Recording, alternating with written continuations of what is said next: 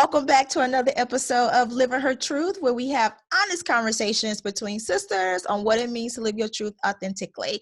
I am your host, LaKitia Woodard, and I am here and ready to have another moment of truth with you to help you build the confidence that you need to walk into your greatness. And on tonight, I have my girl, Tiffany Duggar here. I am super excited for having this conversation with Tiffany on tonight. Tiffany, thank you so much for saying yes to having this conversation. Thank you for inviting me. I'm so excited. So every episode, you guys know I love to talk about how I've come to know the woman that's on the other end of the microphone. And, Tiffany, I met online, actually. I started following her on Instagram, and I just got to a point on my entrepreneurial journey where I was just like, let me start like reaching out to people just to say, hey, hi, you are a new friend. Can we network? Can we be friends type of thing? And run across Tiffany, and she's in Houston. So I was like, why not? Reached out to her. She was like, yes, of course. And we met up and had lunch, and she is amazing. Like, we talked for like what, maybe an hour or two or something? It was a minute. Yeah. It was a minute. Connection. Yeah. Mm-hmm. It was a minute. And she, Tiffany is an author as well. And she, sat down and just poured into me. Like, that was our first time having a conversation. To have somebody to just pour into me the way that she did was just like amazing. She was just like, yeah, girl, I can connect you. I know this person, this person, this person. I can connect you with this person, and that person. Just call me. And I was just like, wow, really? Like, I was just so excited for that. Because real talk, you don't find that often. You know how we are. We can be really guarded. Like, we got to know you for a minute before we like. And it shouldn't be that way. And I think that's the way that I am with sharing information, because I know when I first started, I needed information that people would not give. And I understand people have to make money. I have no problem with you getting your coins, but and on a certain level, once it gets to a certain level where, okay, yeah, this turns into a consultation, then yeah, I'm going to invoice you. But otherwise, if you're just getting on your feet, you're needing to know that you have some questions, I don't mind sharing, because it was difficult for me when I wrote my first book, trying to break into the industry. It was like, it was like nobody wanted to answer your question. Nobody is. I'm like, okay. And the thing is, these are people that I believe that it's enough, to go. There's no such thing as a saturated market. And sometimes if you actually join forces, if you actually, pull your resources, you never know what can happen. So yeah. I love that outtake. There is no such thing as a saturated market. I love that. That's a good way of looking at it, because it everybody brings something different to the table, even as a life coach. Like, everybody's life coach. And it's so crazy, because it wasn't until I got into the life coaching field that I realized that it was a whole bunch of life coaches. Because before I did research, I had no idea what a life coach was. Like, I fumbled into this because a friend of mine dropped an idea in my head, and I didn't know what the hell she was talking about. So I went to Google and started researching and came across life coaching. And so that's how I got into it. So, even the other day I was talking to my husband, and he made the comment about, everybody's a life coach. And I was like, yeah, but everybody's an attorney too. Like, life coaching is not the only saturated market, if you will. It's how do I stand out from exactly everybody else? It's how do you make it? First of all, you have to be authentic. Let's start there. You have to be authentic, and you have to have knowledge of what you're talking about. You can't help me with my finances if your finances are tore up, but that's who you're marketing yourself to be. You can't help me get my life together if your life is not together. And I understand nobody's perfect. Even therapists see therapists, psychiatrists see psychiatrists sometimes. And I get that. But you just be authentic, and you bring something different to the table than the other person. It doesn't mean that you're so much better than anyone else. It just means that you bring your own uniqueness that you can share with somebody else. And so I just don't believe in the market is too saturated. That just means that you need to step up your game. You need to step up your game and, be authentic and figure out what works for you. Because, people want to be life coaches, and that's fine and that's good. But what is your area of expertise? What is your area of expertise? My area of expertise, being authentic, is not finances. That's not my area of expertise. I have someone that helps me with that. My area of expertise is helping broken women heal. Why? Because I know what I did to change the way I saw myself and to get to the point where I am. So I can help you with that. Now, with your 401k, with your I can't do that. But it's just really about being authentic, and don't fall into this thing where, the market is saturated. There are too many life coaches out there. Everybody needs some type of help. So you just have to find out what you're authentically good at.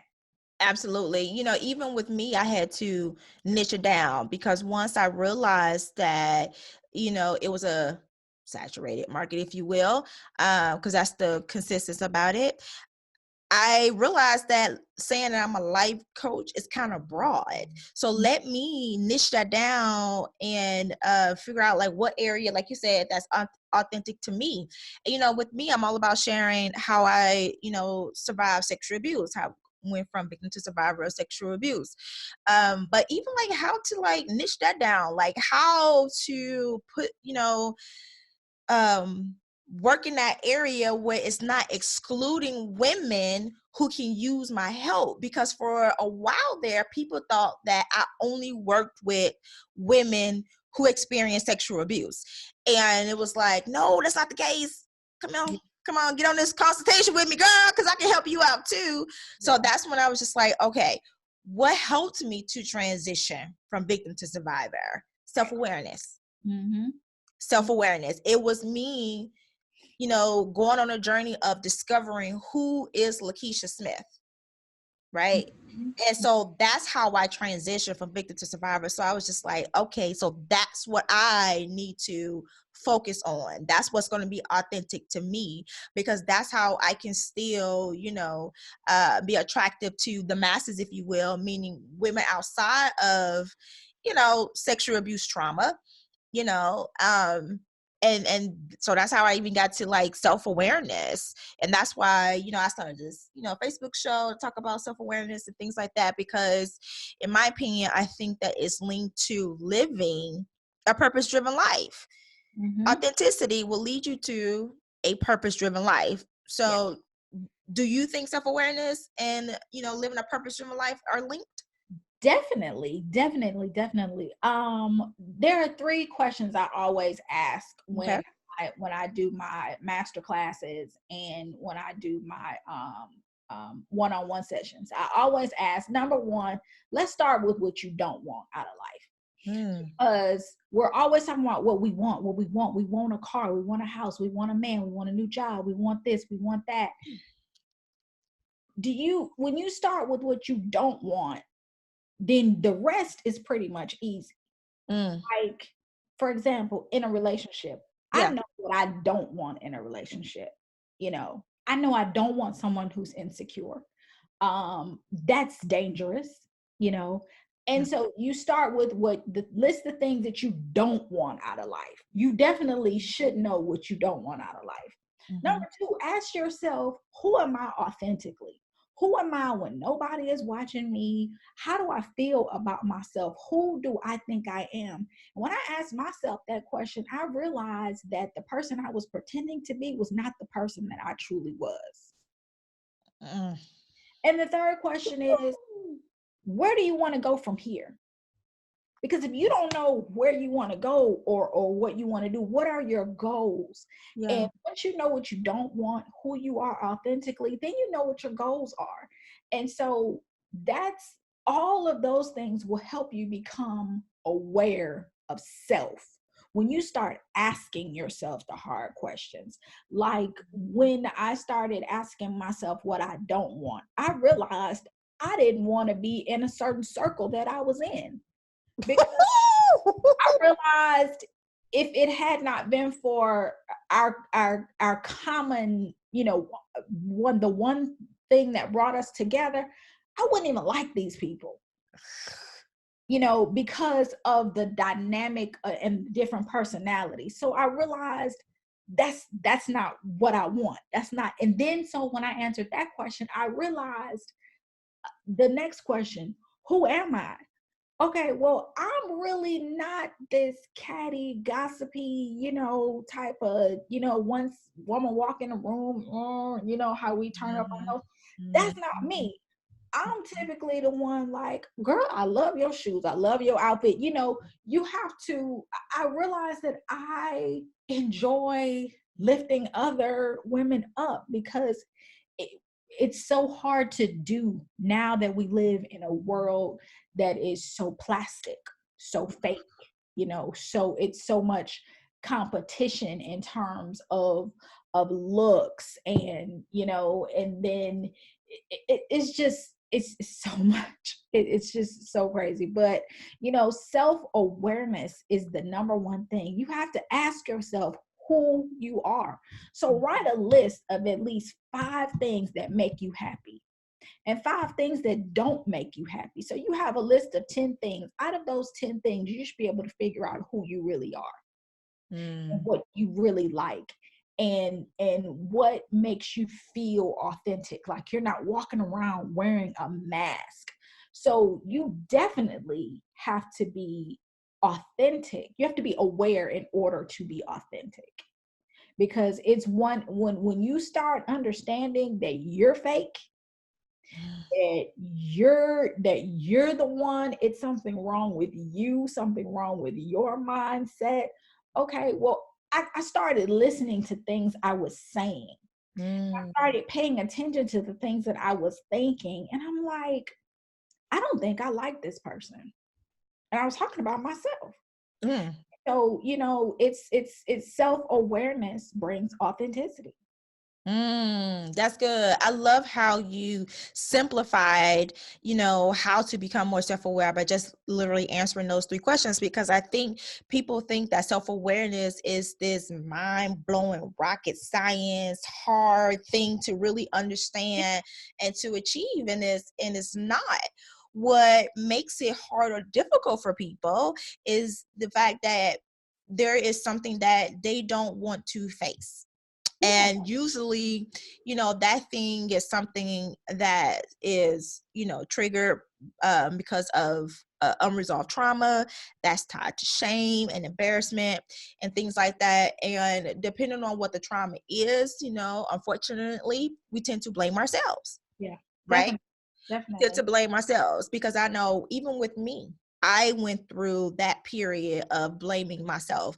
But in order for me to go through the journey, go through my healing journey, I had to face it. There was no way for me not to face it. Like I had to ask those questions, like, who am I? What it is I don't want, and I wrote that down, what I don't want. And a lot of it came from, not wanting, the same childhood. Right, the childhood that I grew up in. A lot of what I don't want came from that aspect. So those questions, I mean, they're brilliant, and I think they will help anyone out. You can literally start there with just answering those 3 questions. A lot of grown women, myself at one time, I'll include myself, we are living, we're adults, we're full grown adult women physically. Yeah.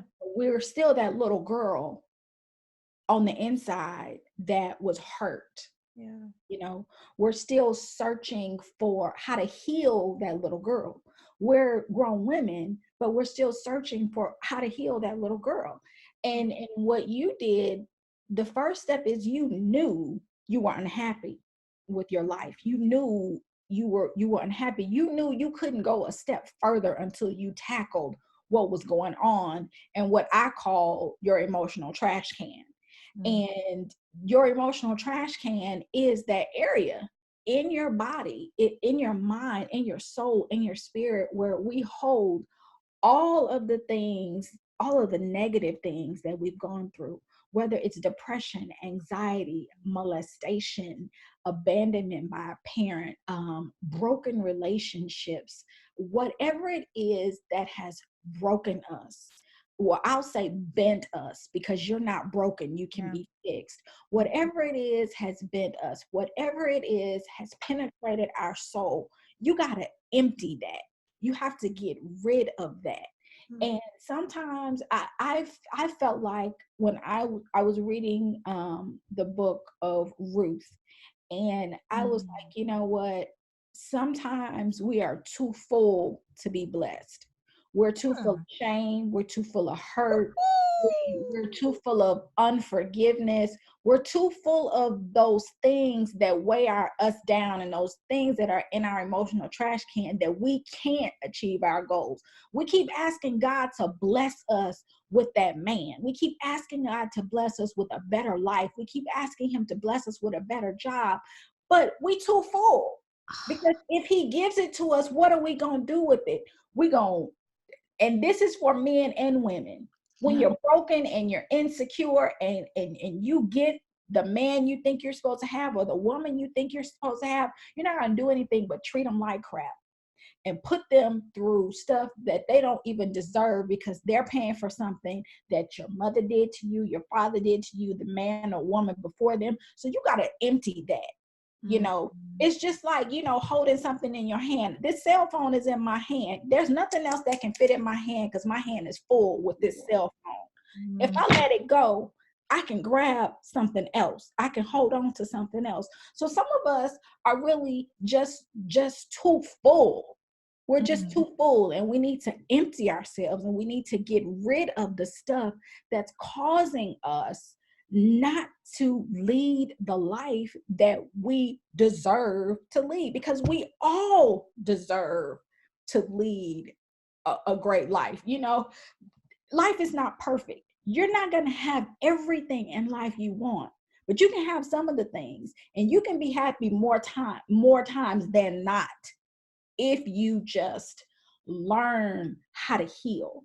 I'm not saying, you know, some things you just are so traumatic that you won't forget them, but you have to learn how to get through them.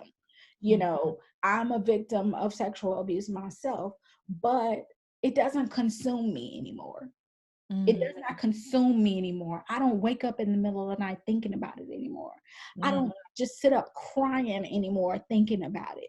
Every now and then it'll pop in, but it's not something that has me broken anymore. Yeah. Because I realized that that person was sick. It had nothing to do with me, because they probably did it to somebody else. You know, it had nothing to do with me. You know, not growing up with the dad, feeling abandoned, knowing who he was, you know, you felt like, oh, well, I'm not good enough. His problems don't have nothing to do with me. It didn't have nothing to do with, oh, I came out, I wasn't cute enough, you know, all that kind of stuff. It didn't have anything to do with me. It's his issue. It was something wrong with him. You know, not everybody who has kids is meant to be a parent. And so I realized that. And so you just have to understand that if you want to live your best life, you got to get rid of some of this shit. And I said that word because that's how I feel. That's me being my authentic self. You got to get rid of it. I mean, you have to get rid of it. And that's just what I did. I was tired. I was tired of being tired. I was tired of crying all the time. I was tired of being depressed all the time. I was tired of just walking down the aisle at the supermarket, all of a sudden bursting out in tears because I remember. So what kind of life is that? So I had to figure out how to empty myself. And that's what I did. Oh my God, that is so powerful, because you're absolutely right. Some of us are just way too full to receive God's blessings. Like, I never heard it put that way. That is so good. And you are so right. And I know that someone who's watching us right now is probably thinking, okay, but how do I empty myself? How do I emotionally dump this out? And one of the things that I can truly talk about from experience along my journey was forgiveness. Forgiveness lightened the load so much, because forgiveness wasn't for my stepfather, because that's who abused me, and it wasn't for my mom, because I had to forgive my mama too. It was for me. And I also needed to forgive me, because for a long time there, I blame myself. I blame myself for it, and so once I gave them forgiveness, and then it wasn't like I called them up and told them that I forgave them. Like I said, it was for me. Forgiveness is for you. Like, so what it looked like for me was writing it in the journal, because I did this when I was going through therapy sessions. So it was me just writing a letter saying that, I forgive, I release you and all of this, so I can literally pick up and start over. How important do you think forgiveness is on our purpose journey? Let me tell you, when I was writing my book, Change the Way You See Yourself, the chapter that I wrote about forgiveness, I was trying to find a way to illustrate what forgiveness looks like, because a lot of people are so set on not forgiveness, not forgiving, not forgiving people. They just want to hold on to it, and they think that because they don't forgive somebody, it's hurting the other person, but the other person has gone on with their lives, doing whatever they're doing, denying they ever did anything to you. So you got to get that burden off of you. So one of my favorite shows, I love crime dramas, CSI, Criminal Minds, anything dealing with crime, I'm there. And so I was watching an episode of CSI one night, and they were talking about the trajectory of a bullet when it goes, when someone is shot and it enters the body. And so I did some research on that. And unforgiveness, which is actually not a word, it's not in the dictionary. If you type it, it's going to have the red thing underneath, because it's not a word. Unforgiveness is not a word. Okay. But I was thinking about, so if it's not a word, that means what? It's not even supposed to exist. So when I was thinking about it and I was doing research on it, and I learned how the bullet enters the body, I realized unforgiveness is like a loaded bullet. And for some people that unfortunately are shot, there's no exit wound. So that means the bullet is still lodged in their body. So when you don't forgive, that means that hurt and that pain, there's no exit wound. It's still in your body. And what a loaded bullet does is, over time, it travels through your body, and it's hitting vital areas in your body. It's hitting vital organs in your body. It's hitting tissue. And you hear of people dying later on from complications of a gunshot wound, and the bullet hadn't even exited the body. That's because it's in there tearing stuff up. That's what forgiveness is. It's a loaded bullet inside your body, tearing up every area of your life. You have not forgiven the person who abused you. You have not forgiven the person who left you. You have not forgiven the person who did you wrong. You have not forgiven yourself. Mm-hmm. And so that is affecting every area of your body. Because you have not forgiven, you can't get along with your husband. You can't get along with your wife because you're still bitter. That's still in your body. You can't get along with anybody on your new job because you still haven't forgiven your boss from your old job. You know, you're just a miserable person because you cannot forgive. And one day I thought about it in terms of forgiving the person that abused me. Mm-hmm. And this is someone who changed. I remember the day my personality changed. This person held me down and spit on me and told me that I would never be anything. I was nothing. I was a bastard. I was this. I was that. What? And that was the day that I felt like I turned to stone. And I was driving down 290 here in Houston, and I was writing the book. I had done all the research, and the Lord just says, you need to forgive so-and-so. And in my brain, I started to remember things about this person. I started remembering this person's parent telling them they weren't anything. They weren't ever going to be anything. They wish they weren't born.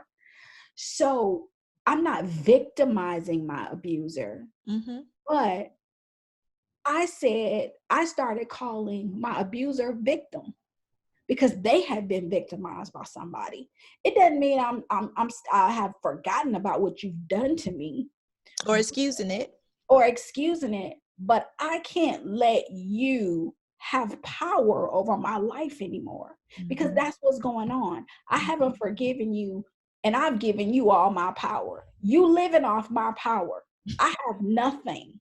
I'm walking around here crying, sad, upset, because you'd have drained my power because I have not forgiven you. And so driving down 290, I just said, I forgive them. Called them by name. I said, I forgive them, and moved on. I didn't write a letter to them. I didn't say anything. I didn't say anything to anybody. Didn't say, oh, I forgive them so-and-so. None of that. It was a peace within myself that I had, that I know came from God. Because for me to forgive, that only came from him. And so when you think of forgiveness, you have to think of forgiveness as a loaded bullet that's traveling through your body, tearing up everything in sight. It's tearing up your world because you cannot forgive. And once you forgive and you have that peace, I'm not saying you're going to forget, but your load will be so much lighter. And it's like your vision becomes clear. You begin to see yourself as a different person. I started realizing that, I did nothing to make this person abuse me. I did nothing. This person was actually just a mean-spirited person because they did other things to other people. Just by being mean. So I realized, and I had to forgive myself for thinking all those years that I was nothing. For thinking all those years that I wasn't worthy. For thinking all those years that because of my shame, I can only have this type of relationship. Because who else wants me after this has gone on in my life, and you ain't shared it with nobody, but you just think in your head, who's gonna want me after this? And so I just started thinking, you know what, I'm absolutely fabulous. Why wouldn't so and so want? I mean, why wouldn't why can't I attract this type of person? Because it's the law of attraction all over again. Broken people attract predators and broken and insecure people.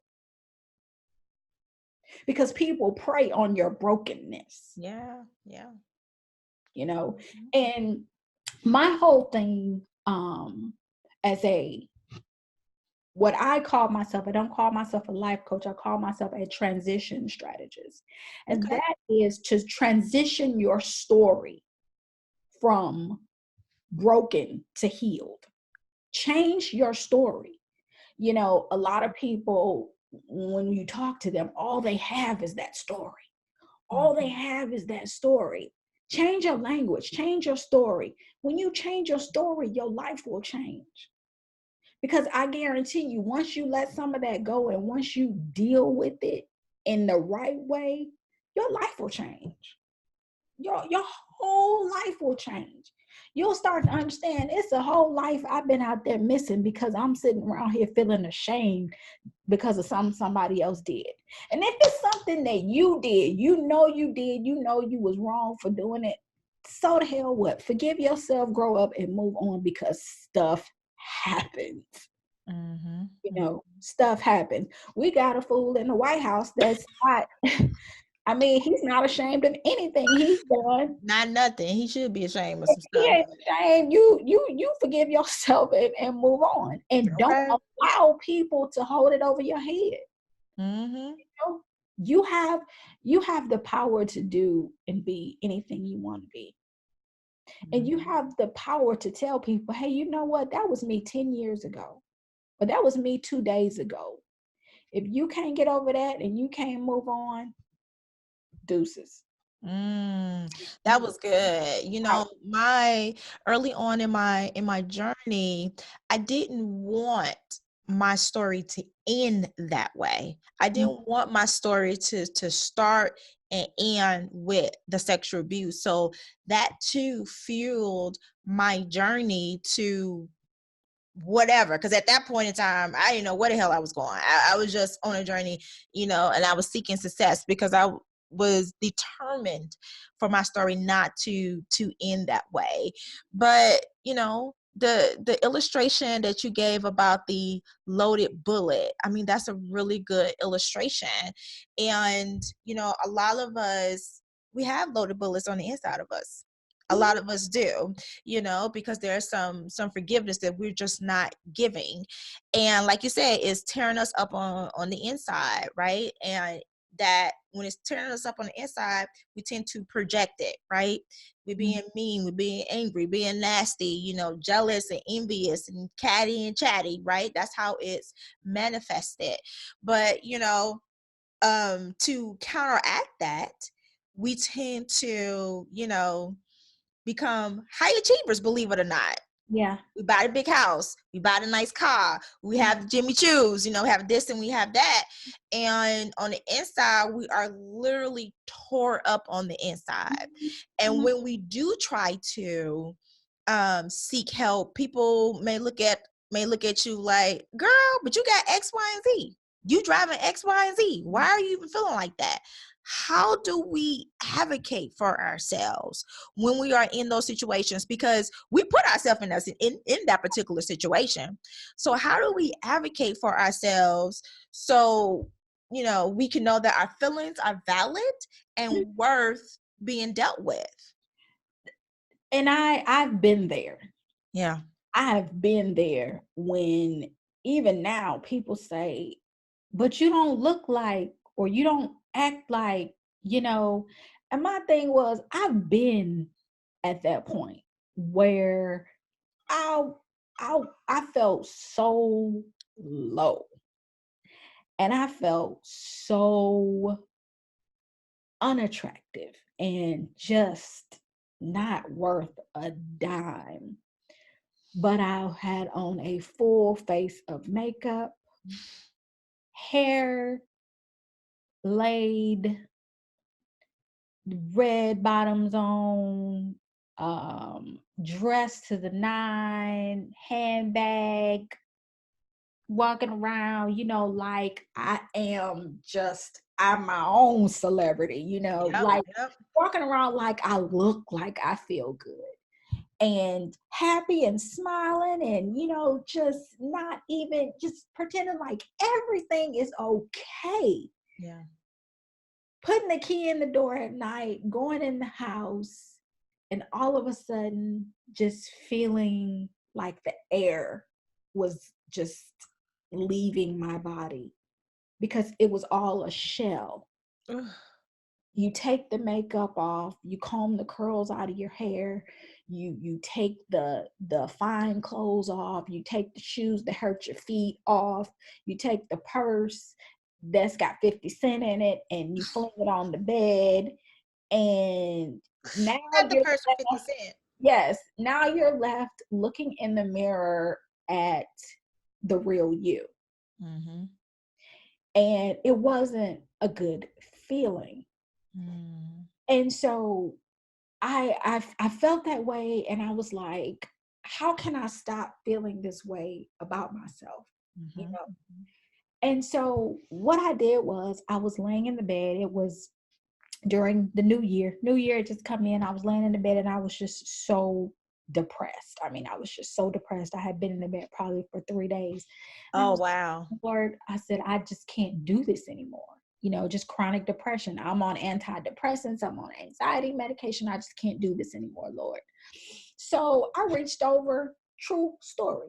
I reached over, I pulled up my Bible, opened the Bible to Proverbs 15:4, which says, the perverse tongue crushes the spirit, but the wholesome tongue is the tree of life. Say that again. The perverse tongue crushes the spirit, but the wholesome tongue is the tree of life. I made up in my mind that day that if I was a believer of his word, I was going to stop talking to myself the way I had been talking to myself and stop thinking the way I had been thinking. And here I am putting on this, this is a facade. I'm walking around looking like I'm okay, but I'm not. So that's when I developed the concept of speaking life. So what I decided was every morning and every night, every day, all through the day, whatever, I'm going to speak life to myself. It's something positive about myself. It's something positive because, you know, people were telling you, oh, you look good, oh, blah, blah, blah, but you're still hearing your mind what somebody told you when you were 12 years old. You know, that you were too skinny, you were too ugly, you know, because I was real thin coming up. You know, I've heard ironing board backside, oh, your face is pretty, but you ain't got no ass, you know, all that kind of stuff. All of that kind of stuff that was in my emotional trash can that I needed to get rid of. So I said, Lord, you got to help me out of this one. So I started to speak life to myself. And when I started speaking life to myself, I began to own my inauthenticity. I began to own that. And that's when I began to actually share that I'm a hot mess. I began to share I'm a hot mess. For a while, you know, I was still being presentable, but I wasn't. I stopped being consumed and impressed by the shiny things. You know, I love hair, I love makeup, but it no longer defined me. Yeah. It enhanced what was already there. Yeah. And that's not, you know, people think when I say change the way you see yourself, I'm talking about changing your physical appearance. I'm not. I'm talking about healing from the inside out. Because the way you feel about yourself on the inside projects the way you feel about yourself on the outside. So I had to change all that, and I had to start being honest with people. You know, of course, I didn't go around announcing, "Oh, girl, I'm so," but that has been my platform to say, "Hey, this was once me." When y'all thought I was walking tall in these shoes that hurt my feet and was carrying this big bag around and had a quarter in it, you know, I was broken. These things were making me feel better until I got home and disrobed. And actually disrobing and standing and staring at myself naked in the mirror, I forced myself to tell myself, standing in the mirror naked, 3 positive things about my body. Because for a while I couldn't stand looking at it. You know, when I was in the 5th grade, 2 boys on the playground, I was so skinny, thin, that they tried to see if I could fit through a gate. One had each arm trying to pull me and push me through the gate. That day on the playground, on a cold, icy winter Michigan day, is the day that I started to hate myself. Started to hate the way that I looked. And then, you know, after that, you hear things like I said before, oh, you have a pretty face, but, you know, I'm a Black woman. I like Black men. You know, Black men like, okay, they like something to grab on, okay? So me growing up like that, it was just always heard it. I always heard the but this, but that, but this, but that. And then so I actually had to reprogram myself. And one of the things that came with me reprogramming myself was me being honest with myself and how I felt about myself and being honest with other people. I remember telling a cousin who was joking about my butt. She was saying, so now I got a little cushion back here. You get middle-aged and you get a little cushion. But you know, at the time she was talking about comparing me to an ironing board. And I told her, I said, you know what? I said, you hurt my feelings. I said, just because I'm skinny or just because I'm thin, that doesn't mean those things you say don't hurt my feelings. I said, don't ever speak to me like that again. Because that hurts my feelings. And I said, I am self-conscious about the way that I look. And this is why I am. She's never, ever said, she said, I never thought about it like that. And she's never, ever said it again. But sometimes it's okay for you to own what you don't want. You know, I'm not going to sit and let somebody keep calling me something that's offending me. Or let somebody keep treating me in a way that's offensive. And so it's about owning who you are and who you are not, you know. And I had to try and figure out who I am and who I'm not. And my fiction writing helped me figure that out, because most my characters are strong female characters. They're like these gangster women, you know, that'll like rip your heart out, like literally. I realized, you know, when I'm weak, those women make me strong. I just sit down and I write, you know, and I just write and I write and I write. And that actually gave me confidence. Writing my first book gave me confidence because it was something tangible that I had accomplished.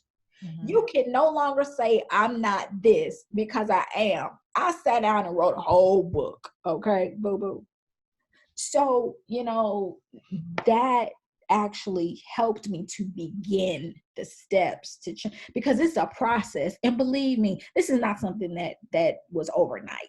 No. It's not something that was overnight, you know. And I still have those moments sometimes when, you know, you got the holidays coming up. So I'm going to visit my family. Somebody gonna say something about, girl, you ain't gained no weight yet or nothing. And I still have those moments when I just want to, you know, be like, you know, you need to pull back from the table. But I know if I said that, that would wound somebody else. And I don't want to wound somebody else, but it's there. So, you know, there are moments when you just really want to go left and be like, really? Are you kidding me? So, you know, it's a process that you have to go through, and stop beating yourself up, you know, stop beating yourself up, and stop letting people convince you that you're worthless. Stop letting you have the power. When I learned the word no, how powerful it is, and how powerful my feet are in walking away from you, it changes your whole life. Because you have the power to say no. You have the power to say, you know what, I don't want to deal with this situation, so I'm going to excuse myself. You don't have to get indignant and cuss nobody out and, you know, I don't have to deal with it.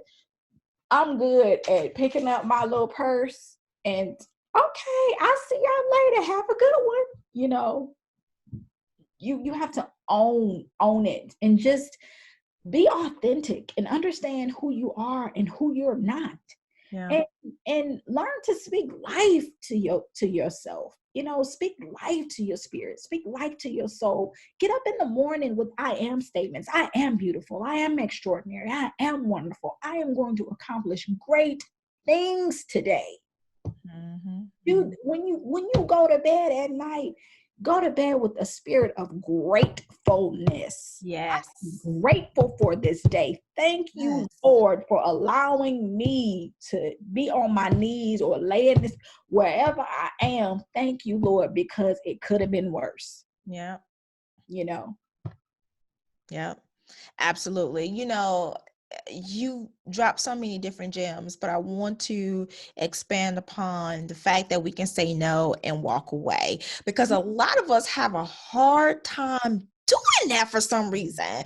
Like, it's easy for someone to come to you and say some negative comment, like the woman in the situation that you gave, who, you know, started talking to you, describing you as an ironing board. Like, that was easy for it to just fall out her mouth and say, like, why is it so hard for us to say, you know, no, I'm not going to accept that. No, you're not going to treat me this way. Or, you know what, let me go ahead and excuse myself. You know, it's just mind-boggling to me that we find it so hard to stand up for ourselves. And I think it has also to do with, you know, maybe some unresolved trauma. And it doesn't have to be something like, you know, sexual abuse. You know, it can be two boys on the playground. That's trauma. That is trauma. You know, some people don't get over that. You know, and it's just, I think it's feeling helpless in those situations that causes us to have a pattern of always feeling helpless and thinking that, you know, we're not able to stand up for ourselves. In reality, we can, you know, but it takes healing to do that. A lot of it is passive aggressive. A lot of it is, you know, not wanting to be confrontational, but you don't have to be confrontational. But it also depends on the other person, on the receiver. You know, you can be the giver, but who's the receiver? Now, sometimes you walk away and who does she think she is? And, you know, but you got to be mentally strong and grounded to keep walking. Yeah. You know, and a lot of people want to be liked. So they feel like if somebody's sitting around and everybody's teasing you, or you're the butt of everybody's jokes and you don't like it, you feel like if you say something or if you stand up for yourself, then the group, the clique, the people, whoever, they won't like you. Well, if these people are sitting here talking about you, you know, somebody gonna talk about you behind your back, but if people are sitting here in your face, degrading you, talking about you, making you feel uncomfortable, you have the right to say, I don't accept this. You have the right to get up and walk away. You have the right to say, you're hurting my feelings. The unfortunate thing is a lot of people don't care that they're hurting your feelings. A lot of people don't understand, why does she think I'm hurting her feelings? I'm just joking, you know? Yeah. And in those cases, newsflash, those are not your people. It doesn't mean that you have to just stop talking to those people, but you know, they're not your people. If they're going to sit there and make you feel uncomfortable, and you've said, this is how I feel, I don't want you to say this anymore, and they keep saying it, they're not your people. They don't cut for you. They're not your people. They care nothing about hurting your feelings. And if they're talking about you like this to your face and making you feel this way to your face, then they're also doing it behind your back. But there's also another thing that I understand is that hurt people, and insecure people hurt other people.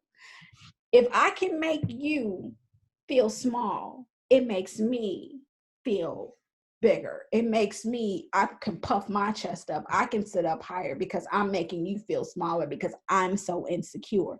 Typically, the loudest person in the room is the most insecure person in the room. They're dominating the conversation. They're laughing at somebody else's expense. They're making jokes about somebody else, because if while they're dominating the conversation, while they're talking, they think they're drawing attention away from them. Yeah. And so there are a lot of people, a lot of scenarios where insecurity is at the root of a lot of things, you know. And I used to think that it was just women who were insecure. It's some insecure men out here. Yes. It's some It just show it differently. They show it differently. You know, I didn't realize until I was in a relationship, you know, that men hurt too.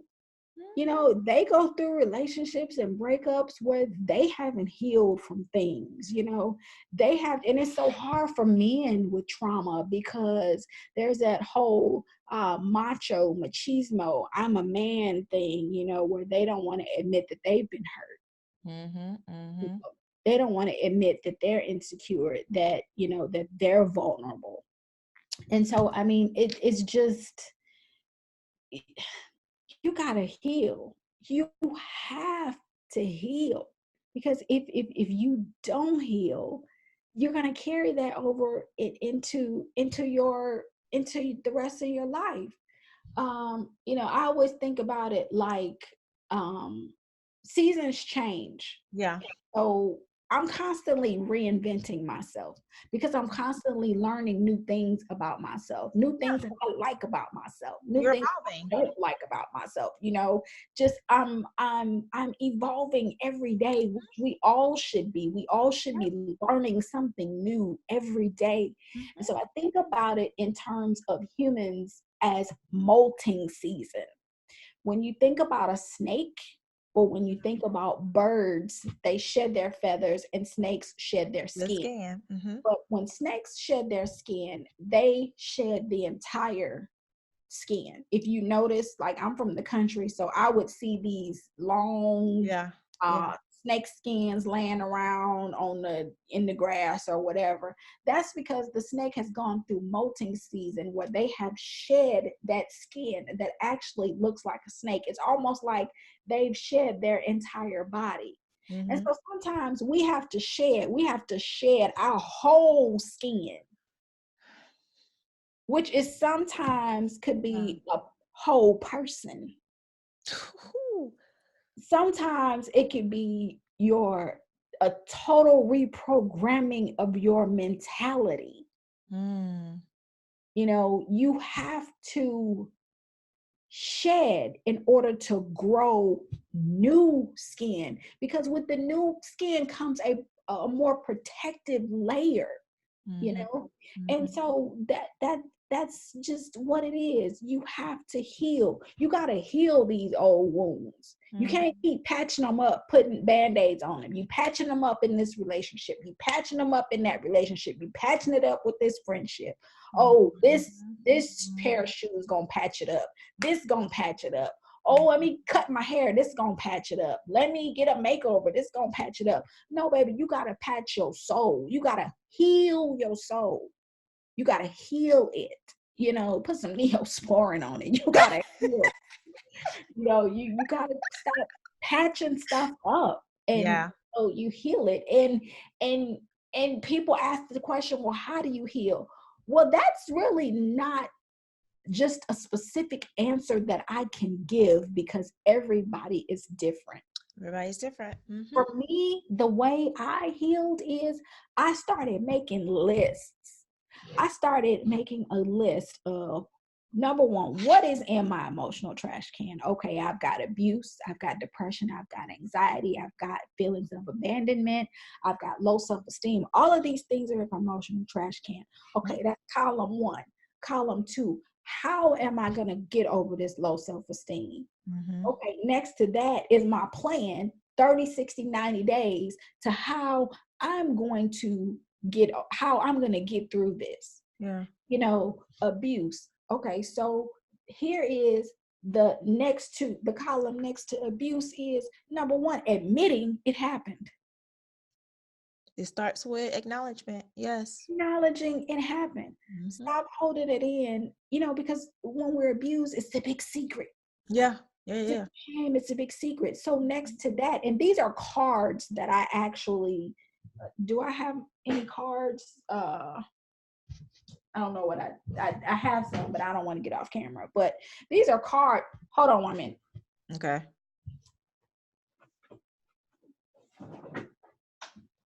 So I made myself cards, and this is what I go through with my coaching clients and when I do my master classes. These are the cards that I made. And so I actually found some cards where I had some stuff written on them. And so, you know, I wrote this I wrote on, you know, so say for example, this doesn't say this, but for the abuse. So I have this card, then I put another card next to it in the other column, the column of, you know, the realization. Okay, so what do I do next? Mm-hmm. Next, it's forgiveness. Mm-hmm. And so what does that look like? And so then I have to have action steps on how do I forgive? You know, how did I forgive this person? My forgiveness started, the first thing I thought about was prayer. And I prayed to God, God, I need to forgive this person. Help me, show me. I'm driving down 290. The Lord showed me. You know? And so, you know, it takes patience. Yes. And it takes you committing and you owning. First of all, admitting that it's something wrong, because a lot of us don't think it's anything wrong with us. Yeah. We've been in 19 different relationships that have ended in the same way, that have acted the same way, and we think it's the other person. Yep. Maybe you. Maybe. So, yeah. So, I mean, you know, there is, it just depends on what you've gone through, where you are right now. Are you ready to heal? Some people are. Some people, that's their crutch. That's what they want to live with. They want to live with what you did to me, or what somebody did to me, or what I did to myself. I'm worthless because of this, or I'm worthless because of that. At some point, you got to change your story. Because at some point, you know, not excusing what someone has done to you, but at some point you have to take responsibility for healing from it. Yes. Mm-hmm. You know? Yep. Yeah. You don't want to die. You don't want to take a grudge to the grave. Do you really want to do that? What are you going to do with it? That person's still alive. The grudge is probably what's going to get you in the grave, to be completely honest with you. Exactly. Because all that stress on your heart, on your body, and your mind. Yep. Yeah. Yep. That's awesome. Thank you so much. This has been amazing. And I know that you have set a lot of women free on tonight, you know, just by talking about, you know, forgiveness and healing and what it actually means, what it actually looks like, and just giving, you know, people permission, you know, because some people feel like they just don't have the permission to heal. So I want to give you, if that's you, I want to give you permission tonight to just heal. You know, it's completely okay. You know, freedom, because you're emotionally and mentally incarcerated right now. Yeah. Absolutely. How can we connect with you across social media? I am, my social media is I am Kiffany with a K. That's another thing. I got tired of people calling me Tiffany. So I decided to own it and correct people. It's Kiffany. I am Kiffany with a K. That's my Instagram. And my website is KiffanyDuggar.com. And of course, I'm on Facebook, Kiffany Duggar. I have a business page and a personal page, but yeah. And then my fiction, I have another Instagram for my fiction, which I just started. So, which is The Great Storyteller. Love that. Love that. Thank you so much for saying yes to, having this conversation with me on tonight. I've had so much fun. Me too. Having me. Absolutely. We're going to definitely do it again. Yes, definitely.